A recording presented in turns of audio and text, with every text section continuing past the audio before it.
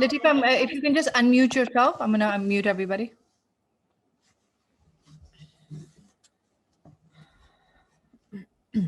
All right. Hi, everybody, and welcome. So glad that you guys could join us. For those of you who are joining for the first time, I think most of you know us over here, but I'm Rabi. I'm Ayeshah. And I'm Latifah. And Latifah is a very dear friend and a clinical psychologist. She's based out of Dubai. And we do these calls on a bi-monthly basis on various topics that have been on our minds. The format of our conversation is usually very casual. We like to keep it very interactive. And the only thing we ask is that if you have any questions or comments, if you can put them on the chat as we're going along, and we'll incorporate them there. And if we have time towards the end of the call, then we will unmute and actually engage you guys as well. Just for sound quality's sake and stuff, we'll ask you guys to just kind of put it in the comments. It just makes it much easier. So guys, like I said, we've done various topics. And one interesting topic, which is actually a tool that Latifah uses quite a bit, and she refers to this book, which is called The Four Argeements by Don Miguel Ruiz.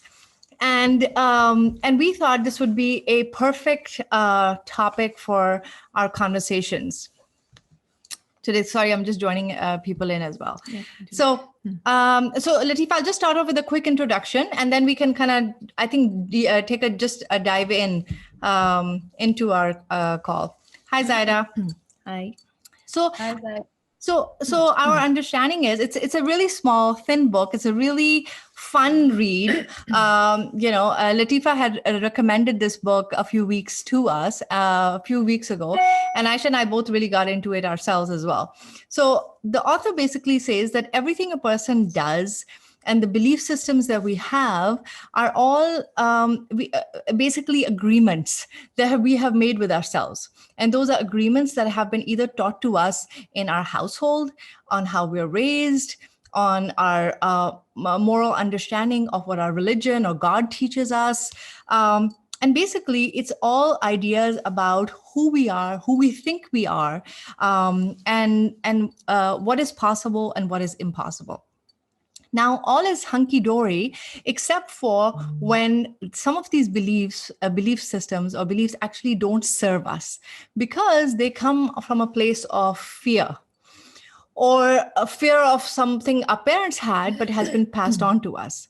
So what he's suggesting is that we need to take ownership of our own thoughts and our own belief systems. And based on that, what he's saying is that he's come up with 4 agreements. And in our chat, we'll go through that. But Latifah, would you like to add something more to the intro before we can get into each of the agreements? Rabi, I think you did a really great job on the introduction. So I think it's a very nice segue into that would be that he's based the 4 agreements pretty much on the whole idea of the way in which we evolve our sense of ourselves and the way your belief system is fixed in place. So what he does is he's taken the idea that your belief system is fixed in place at the age of 7, from 0 to 7. I think we've said this in other workshops already. From 0 to 7, your brain, your neocortex is not fully developed. So you don't have the ability to use reason and logic. So I use the terminology, your brain is a sponge. From 0 to 7, your brain is a sponge. It sucks up everything that happens. So everything that is said to you, every action that happens to you, it takes that and it uses it to evolve a framework of beliefs. So your beliefs about yourself, whether you're a good person, a bad person, worthy of being loved, beautiful, ugly, your beliefs about other people are worthy of being trusted. I should not trust other people. Stereotypes and racism fall under this. And your belief about the world is a safe place, the world is a scary place, the world is a place where you should always be on the defensive because it's a place you need to survive, not thrive. So these are the way your beliefs are starting to evolve until the age of 7, where they're fixed in place. So when he talks about the 4 agreements which we make with ourselves, he's essentially what he's saying is that we take on these belief systems and then subconsciously we actually evolve certain certain contracts with ourselves, and we use those as a framework to make sense of the world. So many ways he's saying that your belief system that you have learned without reason or logic and simply, for want of a better word, inherited. But basically what you've done is you simply learned it from the people around you, from your family, your community, your cultural context. You've taken that on board, and now you've used it for most of your life as a framework through which you operate your life. Yeah. At some point in your life, you actually need to do some housekeeping. You need to take those beliefs and do an audit on them and ask yourself, are they serving me or are they inhibiting me? So what he then does is he says, if we can actually repurpose these, reflect on them, do an audit on the ones that are, and recently I've been using the word, the ones that have reached their sell-by date, the ones that have expired. Okay, they're sitting on the shelf and they're expired. They're no longer valid. Let's throw them out. And if all of us could probably take on these 4 agreements, as simple as they are, it is a better framework to actually evolve the way you respond to the world. So and his book, it says a lot of things. This is my understanding of what I've extracted, where his baseline idea came from the book. Sorry about it. I love the fact that you're calling it a framework, because that's exactly how, I think Ayeshah and I were discussing it. That's exactly how we're taking it as well. You know, instead of just like thinking of them as 4 bullet points, actually, if you think of them as a framework, everything kind of just fits Falls in under it. You know, so I think let's dive into what the first agreement is. Ayeshah, do you want to start off with what the first agreement is? The first agreement is using your words impeccably.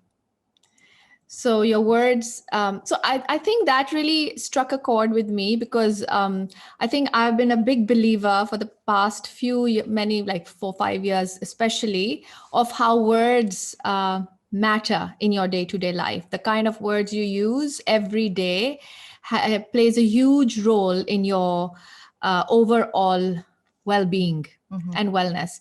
So Latifah, can you elaborate on that one?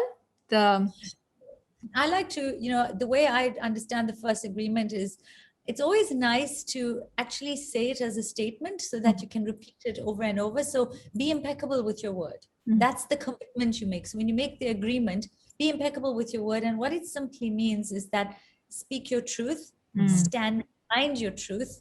Do not commit to anything that you are not willing to actually execute.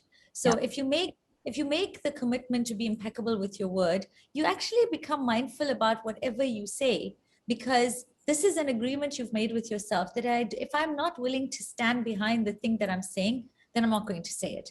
And it's unbelievable. When you actually make this agreement, it actually makes you mindful about the words you choose, the ones that you choose to speak to yourself about. Now, one of the ways, and we're going to go through all of the 4 agreements, but one of the ways I have turned it around with my clients and myself is we tend to look at a lot of these things and we tend to turn them on the outside. In other words, let me speak my truth to other people. In other words, if I'm not going to say something honest, I'm not going to say it.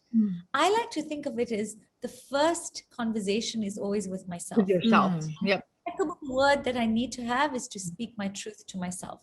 So if I am not able to be honest with myself, if I'm not able to be impeccable with myself, how on earth am I going to be able to do it with other people? True. So that is, I think, the first awareness about using these 4 agreements, is that you have to first feed them to yourself before you can go and share them with other people.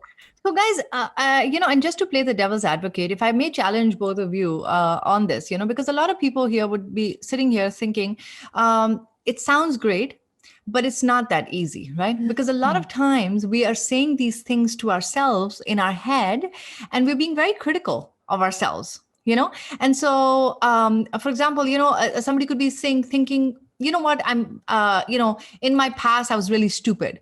Now that sentence in itself, like, were you really stupid, or was it a certain circumstance or something that happened that made you feel stupid, or somebody else was making you feel stupid? But what you've told yourself is, I was stupid, right? But a lot of times, I guess my question is more directed towards you, Latifah. As you deal with your clients and stuff, how does one even identify that the voices in my head are not wise, or I am not even the words or the sentences that I'm using for myself are not healthy for me? Well, I think, if we go back to our initial, in the early days of the sessions we ran, we spoke about thoughts, emotions, actions. We talked about a model of thinking, and we said that your thoughts create your emotions create your actions. Now, if we work backwards from that, if I'm doing things that I don't want to do and feeling things that I don't want to feel, then I'm thinking things that I shouldn't be thinking. And that is when you actually do a check-in with your thinking and say, well, if I am feeling emotions that I really don't want to feel, I'm thinking something I shouldn't be thinking. That's the point of time where you do a check-in with yourself and you say, well, what am I thinking right now? That's when you start understanding your narrative. And that is mindful practice. Mindful practice begins with doing the check-in with your thinking. And one of the ways you remember to activate it is when I'm not feeling what I want to feel, when I'm down the rabbit hole, the proverbial rabbit hole of my experience, and I'm not happy. So this is where mindfulness really plays an important role in you saying, well, if I stopped blaming other people, first I need to buy into the idea that nobody in the world is responsible for the way I feel. The way I choose to dress myself with my thoughts every morning actually creates the emotions that I feel, and hence the behaviors that I execute. So when I'm doing things that I shouldn't be doing and feeling things I shouldn't be feeling, I need to stop and say, well, what am I thinking? That's when I get the first awareness that something needs to change. Something needs to be changed. I love that framework that you use all the time. It's called, I believe you call it the T, right? Your thoughts, emotions, and actions. So, guys, and that was a very deliberate question that I asked Latifah because sometimes it is a reminder, and I wanted her to bring up that tool, which she did. It's about your thoughts, like she said, stems from your thoughts, which create your emotions and then your actions. So again, just to kind of quickly summarize, your words are important. So speak your truth, and it starts off especially with yourself. The second agreement is, and I think I'd like to kind of jump in on it because I'm guilty of this quite a bit, and I'm accused, is don't take things personally. It's very interesting that they say don't take things personally, because some of us, perhaps the more, I would like to say sensitive or oversensitive ones of us, like to take things personally, right? And it was only a few weeks ago that I was having this discussion with Latifah when she brought up this particular, the Four Agreements, and we went through this, and it really kind of resonated with me, because the moment, and Latifah, if I may kind of give kind of my explanation, and then please feel free to jump in, and my understanding was that, and she kept saying it, why do you want to own something? Why are you trying, even if it's somebody says something that offended you, why are you trying to own it? That means that you are giving that person the power that what they're saying, if somebody's calling me stupid, well, then I must believe that I'm stupid, which goes back to the first agreement, that am I using those words impeccably? Am I speaking my truth? Do I think I'm stupid? If I don't think I'm stupid, then whatever somebody calls me, I should not be offended by it, because I'm basically owning that or taking it personally. So I thought it really resonated or hit home with me a lot. Ayeshah, before I ask Latifah, what do you think about that? Because I know you say that to me all the time. Don't take things personally. Yeah, I'm accusing Rabi of always taking things personally and telling her not to, because I think I was born with a raincoat. And I never take anything personally. But I think it's you just have to, again, it's their headspace. Whoever's talking to you or saying something to you, they're saying it from their understanding, their reality, their perspective, but it is theirs, not yours, not mine. So that's what I tell myself always. And that's what takes me out of it every time. It doesn't bother me as long as I know who I am or what I am. This is a hard one. Tiffany says, this is a hard one. It's so hard not to take things personally. I struggle with this one. I think many of us do. And I think it's got to do with Rabi was saying sensitivity. I think certain people are born more sensitive than others. What do you think, Latifah? I think that is, some people have to work harder on this one. And I think for some, it may be easier. Like I always felt, I keep telling Rabi, I always felt that things don't bother me when people say something about me, or I hear somebody saying something to me. It doesn't bother me. And I sometimes wonder why? Because then I see Rabi, who gets very agitated and jumps up and down, getting all, taking things really to heart. if somebody says something at times? I think Latifah, before I ever hand it over to you, I think I would like to say that again, I think the Latifah pointed out the development stage of 0 to 7 years, right? So I think a lot of it goes back to the belief systems or your experiences during that period that would then make me react or somebody else react. But Latifah, I'll actually give it to the professional here to give her explanation of what do you think? I think it's very meaningful for everyone to hear these very real and personal stories, because that's what actually resonates with everyone and what we can actually relate to. Sure. But I want to just, disrupt a little bit that whole excuse that we tell ourselves that we're sensitive people, therefore we take things personally. You're egocentric. Okay, the world doesn't revolve around you. That's so everything everybody does is not about you. So that's the most important thing. You can tell yourself very easily that I'm a sensitive person and therefore I have a nice excuse for myself why I take things personally. Actually, you're just very, very focused on yourself. The whole world is not. So everything that people say and do to you, 90% of it says it's about them and not you. And when Ayeshah spoke about the fact that, I was born with a raincoat, it struck me that one of the things we need to be mindful of in something we call in psychology locus of control. So people who have a very strong internal locus of control, they have a very high self-esteem and hence they have a high degree of self-confidence. What that means is they are very grounded in who they are. And generally this comes from attachment theory. So they're very securely attached as children. They were given autonomy as a child to go and explore, knowing that they could explore from a secure base. And their opinions, thoughts, desires, and behaviors were validated. Therefore, they developed a very healthy sense of who they are. Now, if that somehow was not as efficient or effective when you're younger, you develop insecure attachment, unhealthy perceptions of yourself, and therefore an uneasy relationship with yourself. Sure. And therefore an external locus of control, which means the seat of power lies outside. Now, how do we describe that in simple ways? I have an opinion. I think this is what's the truth. And then I meet you and you have a different opinion. And then suddenly my opinion is not validated anymore because you know more than I do. And I let go of it. I allow you to infect me with your opinion. So if we want to use current terminology, I make myself very fertile to be infected by other people's beliefs and ideas because I haven't actually set a very solid foundation for my own. So the don't take things personally is about really standing not just in your truth, but in your own sense of who you are. You cannot activate this habit if you do not develop your own confidence and your internal locus of control. So you have to constantly do this check-in with yourself.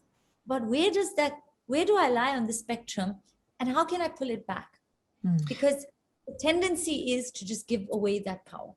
Yes, absolutely, Absolutely. And in the book, I really liked how the author used the word poison a lot, right? So he said other people's words could be their poison. And if you take things, and I think that concept really resonated with me, because, and he was like, why do you want to absorb that poison by accepting the words of what other people are saying? They could be coming from a place of their own hate. Or their own bad day, or whatever the excuse is that the person is kind of then converting it into words of poison and deflecting it on you. By you accepting it, you're accepting that poison and then owning it. So I think calling it that really kind of resonated. And I said, wow, yeah, that's true. Why am I taking somebody else's poison and owning it? And it really kind of resonated. And guys, again, please feel free to add in your comments, questions as we're just kind of going through. So shall we move on to the third? Can I interject? Please.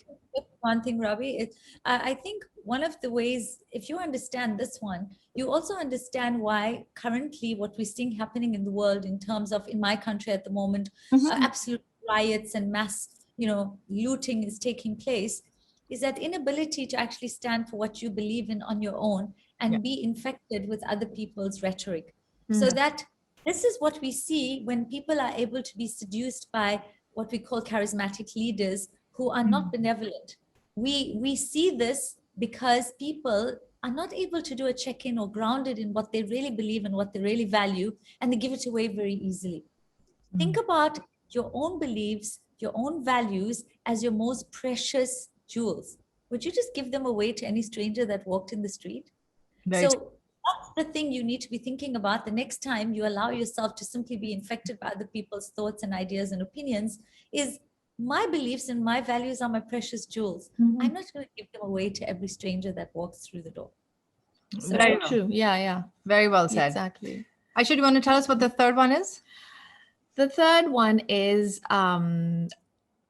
assumptions. It's all about assumptions. Don't make assumptions. Assumptions. Yeah. Ask so questions. you need to ask questions. Yeah. That's the only way to not make assumptions. And guys, I know this is going to sound very childish, but I remember my grade school teacher would always say, you know what the word assume means? When you assume something, you make an ass out of you and me. So I always stuck with that, and that's kind of what goes back to assumptions. And I think it kind of fits in so well with the with the previous one about don't take things personally, because one of the things that I find myself, and again, like I said, I worked on that, but I'm guilty of that, is when I take things personally, then I make an assumption. And based on that assumption, so I feel like the taking things personally and making the assumption kind of go hand in hand, or I make an assumption and then I take it personally. And then, before you know it, a whole big drama has been created. I think it's very connected, and you make a whole story and a whole movie in your head about it. Yeah. Latifah? All the agreements are connected with each other. They all feed into each other. And hence why I love the simplicity of them. But you know what? I think don't make assumptions is the one all of us are guilty of, because we are often in the judging mode. And because we are very quick to judge, we're very quick to assume. And that is why we tend to make assumptions. And if you are, if you take things personally, the idea of making, like you said, jumping to conclusions and making assumptions will be so much easier for you to do. So one of the tools that I found very useful in this particular area is that we are, as human beings, we tend to jump in with an idea, an opinion, an assumption, and a judgment very quickly, because we're not able to sit quietly and just hold for a while. Just hold, take a pause, and then decide, well, what is it that I really think about this? Is this really about me, or is it really about this person? Okay. So one of the tools is just simply imagine that whatever it is that's happening, just put it in a box and just step out of the box for a moment. Just put it in a box in your mind and step out of that box and have a look at it and say, what is this about? Is this really about me?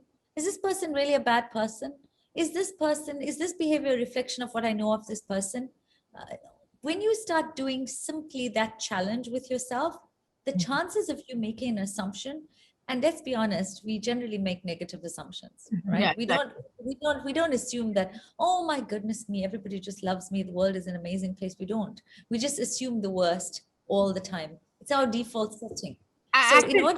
Sorry. We just have to pause. Yeah, go ahead, Rabi. I was going to actually say, just to kind of contradict you a little bit, people make the other way assumptions as well and create a drama, right? So somebody could be walking down the street and like give me a big smile, and in my head, all of a sudden, this guy's in love with me, and in my fantasy world, he wants to marry me, or we're already married. And the next time around, the neighbor doesn't even look at me. All of a sudden, my world comes crashing. So sometimes I think people do create assumptions completely on the other side as well. Latifah?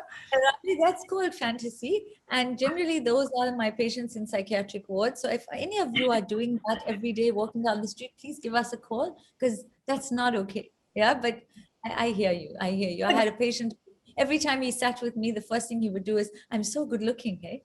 Yeah, this was every sentence would start that way. I'm so good looking, just be honest. The first time you saw me, you thought, what a good looking guy. And the first time I saw him, I thought, why does he wear his pants so short? No idea.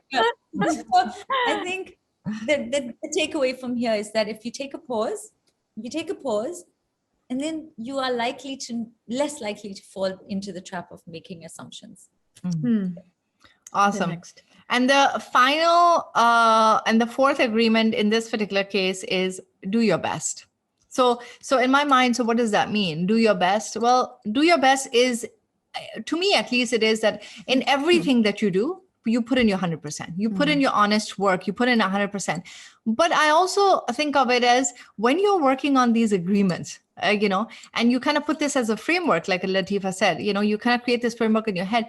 Do your best to stick to this framework as well. And that doesn't mean that every day I'm going to be this perfect person who doesn't take things personally, and I will not make a single assumption, and I will speak my truth all the time, because that doesn't happen, right?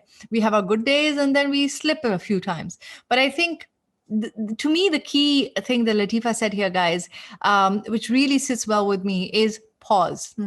So a lot of times when I find myself to be very reactive, I find myself slipping and I'm not doing my best. But I think when I am not as reactive and I take that time to pause and reflect, I think I find myself that I do better, and I can actually apply the framework. Yeah. So do you guys want to add anything, Latifah? There are a couple of things I want to add. One of it is add the word always. So it's always do your best. So that is the agreement to make with yourself, is always do your best. I use this in so many ways. One of it is to show up as the best version of yourself, no matter what the situation. So I wanted to do a quick overview of the 4 to show you how each of them is highly impacted if you give power away to the outside. I make an agreement that I'm going to be impeccable with my word, and then you lie to me. So I then decide, well, you lied to me, so I'm going to lie to you. So I give away that agreement. I allowed you to infect me. Then I make an agreement that I am not going to take things personally. Okay? But then you take something I do personally, so I give away that agreement and I jump into it with you. I make an agreement that I'm not going to make assumptions. Okay, but then you offend my sensibility, or you say something that wounds my ego. And because my ego is wounded, I jump into making assumptions because I gave that power to you. But the one that I see most today, more than anything, especially because most of my work is in corporates, is people actually saying, well, they didn't give me that promotion, so I'm not going to bother anymore. I'm just going to come at 9 and leave at 5. I'm not going to do my best. Okay. Oh, my husband doesn't care. He doesn't care if I cook. He doesn't care how I look. He doesn't even notice me. So I'm just going to look like a slob. So you're allowing other people to diminish your brand. Really? Is that how much you value your own brand? That when these small things, when the world or the people around us don't give us what we believe is our right, we then just give away the opportunity to shine? You are responsible 100% for how you resonate with the world and how your brand interacts with the world. And if you decide to give that power away, then you're 100% responsible for the fact that the world doesn't give you what you want.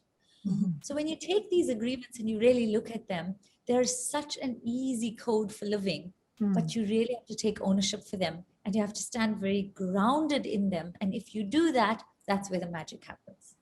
And I really totally like that. agree. And what I really liked is how you called it your brand. Guys, it's so important, right? And I think when some of us, who have our own companies, or if you work for companies, you realize how much importance on your brand it is, the whole branding concept of it. And I really like it when Latifah kind of makes it very personal and actually says, you are your own brand, and you have to take your brand seriously and how you present to the world. That really connects with me quite a bit, Latifah. Guys, do you have any questions? I know I'm thoroughly enjoying, we're thoroughly enjoying this conversation. We're very passionate about it. We discuss these agreements all the time. But I want to hear from you guys as well. And I know we've gone, we're almost at time, but that's okay. I feel like I'm personally so passionate about this that I feel like we can go a little bit over time if you're wanting to share something. I know Anjum is loving it as well. While we're waiting for people's questions, I think what also strikes me is the fact that, they're the most simple agreements that we could possibly make. So I'm going to challenge you to get off the call and just go and do a little bit of housekeeping. Just do a check-in with some of the agreements that you've made with yourself that maybe have reached the expiry date. They're not relevant anymore. They're not valid anymore. And just replace them with these. Replace them with And then you started out, Rabi, and somebody else said, it's really difficult. Okay. Tiffany said, these are really difficult. And I hear this from my clients all the time. My corporate clients, oh, it's so difficult to be a great leader with such a terrible workforce. Oh, my husband is just so unattentive. It's terrible. I can't be a great wife. It's too hard. But yet you all are willing to go and pay a lot of money to a personal trainer to get a six-pack so you can go show off the muscles in your abs on the beach. We're extremely exhibitionistic these days. We're addicted to validation from other people. And that work is not hard. You get up in the morning, you go kill it at the gym, you pick up weights because you want other people to tell you, you look great. Do you know that a six-pack on your brain is probably the most attractive thing? And most people don't actually take the time to do that. Latifah, that's spoken like a true Dubaiite, by the way. so here in Singapore, I'm not really focusing on my six-pack here, but I digress. Go on. That's you. Okay. So we're living in the world of social media, and my favorite line is, social media caters to two very, very deep psychological traits in us as human beings, and especially for a particular type. The exhibitionists who like to show and the voyeurs who like to peep. And that's what social media has done. It's given a platform for these two people, these two types of people, to really just thrive. And in that, all of us are slowly becoming addicted. We're addicted to showing and then getting people to like us all the time. And actually, that is where we're falling down the rabbit hole. So when I hear people say, oh, it's so difficult to actually work on these agreements. Oh, these 7 habits of Stephen Covey's are so difficult. Of course, they're difficult. You spent the last, if you're like me, just 25 years. You've spent 25 years, 30 years life actually going in the wrong direction. You're not going to calibrate overnight in the opposite direction, but slow incremental steps and grinding at it every single day, it's going to be worth the effort. So when you catch yourself saying, this is difficult, just stop yourself and say, it's worth the effort. Absolutely. Comments, I talked a lot. So, Gul is asking, how do you tell someone who has made a remark that has hurt you because they keep counteracting your explanation and you don't want to get into an argument? How do you tell them what? That they've hurt you? They've made a remark that has hurt you, and then they keep counteracting your explanation. So that person is obviously what we call stuck in a circular dialogue. So that person is stuck in a dialogue where they constantly want to blame you. And I generally will just simply say to this person, it looks to me as if this conversation is just going around in circles. So I'm going to exit right now because there is no value in me continuing this conversation because it's not going anywhere. So I'm going to pause and we can come back again when we're both ready to listen to each other. That's the way I deal with those kind of dialogues. Absolutely. Yeah. Tiffany says, absolutely. We need to work on our mind and emotional, just like we do our bodies. Great point, Latifah. Yeah. So guys, we're almost out of time. But I think she's raised. Oh, sorry. Yes, Saima, please share. You can unmute yourself, Saima. Hi. Since you asked we could ask a question. Please, yes. I sneak it in now, or should I wait till the end? No, please do. Please speak now. Latifah, just thank you. By the way, you're incredible with your words and how you explain things. So my thing is, I'm just going to make a quote. This is from a long time ago. I don't know where in the book it was, but no opinion is truly objective. People's perspectives are formed through biases and filters that are completely unique to them. So when you believe or you accept this quote, it works vice versa for myself too, right? So same goes for me, as mine is based on my values and my beliefs. And since we talked about values and beliefs, which should be held very as jewels to ourselves, so my question here is that how does one become authentic with their words then? I'll give you a small example. I am not a very confrontational person. So I don't talk my mind out very quickly if it's something that I need to address. I take my time over it. But I've recently realized over some couple of months that there is an aspect of a certain person who has repeatedly been a bit dismissive. So my thing is, how much of it do I give to the person that, you know what, that's the biases, that's the filters, those are completely unique to this particular person. their perspective. Mine is not this, but it doesn't agree with my values. Do I become authentic with my words, or do I just let it pass and form an opinion that, you know what, I'll have to learn to disagree with this particular person on these aspects and believe? So, Sama, thank you for sharing. I think, firstly, it's when it comes to being authentic, I think it's also being authentic about what you feel. But that doesn't Yeah. always mean that we have to speak that to every single person, because I find it very useful to use the Four Agreements together with Stephen Covey's 7 Habits. And one of the things he says in being proactive is he also talks about having integrity for yourself and respect for other people. So even if I am honest with myself, it does not require that I have to speak every single thought that I have in my mind. So Okay. it's about making sure that I always maintain the congruence with my values, which is Right. respect, and therefore be mindful that I have this opinion. Is it going to be helpful or destructive to share that opinion? And then Okay. the most important one I find is separating the person from the behavior. Mm. So, Okay. when we say in English, don't throw the baby out with the bathwater, it's making Yeah. sure that we don't reject the person, we simply reject the behavior. And when we find that this behavior conflicts with our values, then we make sure Yeah. that we don't allow ourselves to be exposed consistently to that behavior.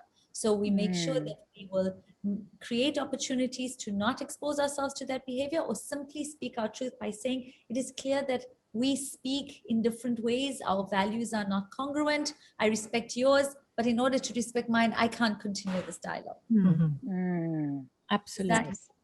Yeah. I think Anjum had a question. Yes. Yeah. Not so much of a question. When you talked about branding your own brand and protect your brand, I have faced that I do whatever the other person is doing. I would do what I think is right. So if I believe in kindness, that's what I will do.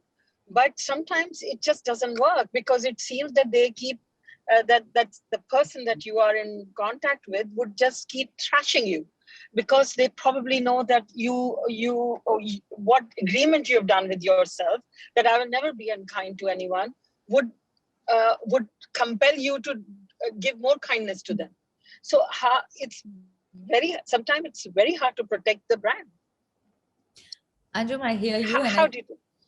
I hear you, and I think this is something we're all challenged with, and that's where I think evolving as a person. I think when we were young, this is something that was a challenge for a lot of us. But one of the most important things is when you're doing this housekeeping and looking at the thoughts that have reached their sell-by dates, you also need to do some housekeeping of the relationships that have probably reached their sell-by dates. How much are you enabling a relationship to remain in your life that does not serve you? If a relationship does not elevate you and does not compel you towards being better every day and to actually help you feel better about yourself, I don't believe in breaking relationships, but I believe in stretching the bond. So and a lot of the time with my clients, they say this is a nicer way to think of it, because I can't break this. Don't break it, simply stretch it. Stretching it means that I keep myself at a little distance from it, so that I don't enable this degree of violation of my beliefs to impact on my daily life. So that's simply what I would do, Anju. Yeah. Fantastic. Thank you so much. Thank you.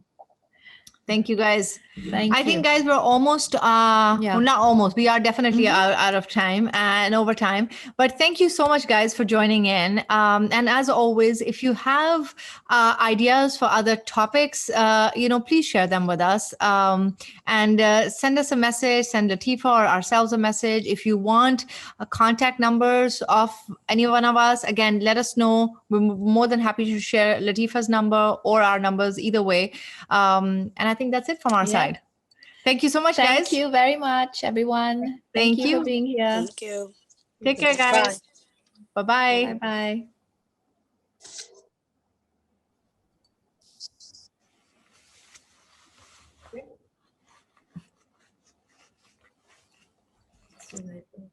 The top group.